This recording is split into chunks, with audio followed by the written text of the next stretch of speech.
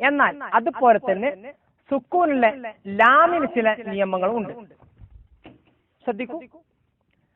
അഹ്കാമുൽ ലാമി സാക്കിന, അഹ്കാമുൽ ലാമി സാക്കിന, സുക്കൂനുള്ള ലാമിന്റെ വിധികൾ.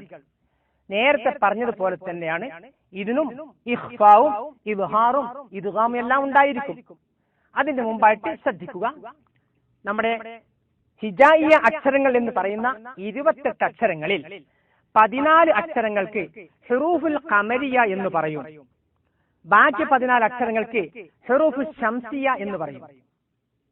അപ്പോൾ ഹുറൂഫുൽ ഖമരിയക്ക് മുന്നിൽ സുക്കൂനുള്ള ലാമ് വന്നാൽ ഇദ്ഹാർ ചെയ്യണമെന്നാണ്. ഹുറൂഫുൽ ഖമരിയക്ക് മുന്നിൽ സുക്കൂനുള്ള ലാമ് വന്നാൽ ലാമിനെ വ്യക്തമാക്കി പറയേണ്ടതാകുന്നു. ഉദാഹരണം നോക്കൂ, ഏതൊക്കെയാണ് ഹുറൂഫുൽ ഖമരിയ? ഇബ്ഗി ഹജ്ജക വഖഫ് അഖീമഹു, ഇബ്ഗി ഹജ്ജക വഖഫ് അഖീമഹു. ഈ 14 അക്ഷരങ്ങൾക്കാണ് ഹുറൂഫുൽ ഖമരിയ എന്ന് പറയുന്നത്. ഈ 14 അക്ഷരങ്ങൾക്ക് മുന്നിൽ സുക്കൂനുള്ള ലാമ് വന്നാൽ ഇദ്ഹാർ ചെയ്യണം.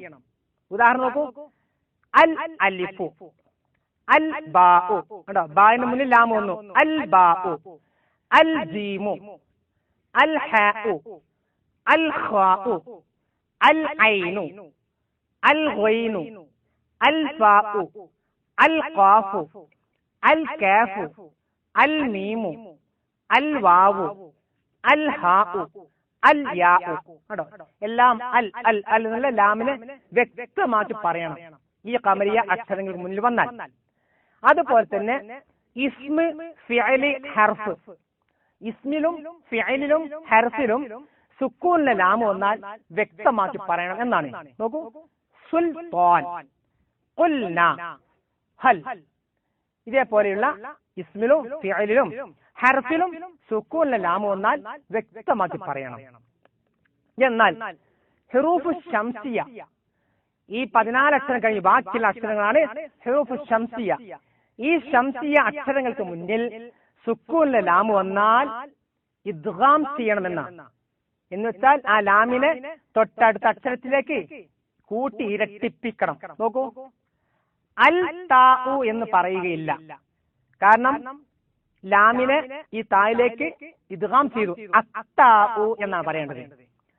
അസ്സാഉ, അദ്ദാലു, അസ്സാലു, അർറാഉ, അസ്സായു, അസ്സീനു, അശ്ശീനു, അസ്വാദു, അദ്ദാദു, അത്വാഉ, അദ്വാഉ, അല്ലാമു, അന്നൂനു.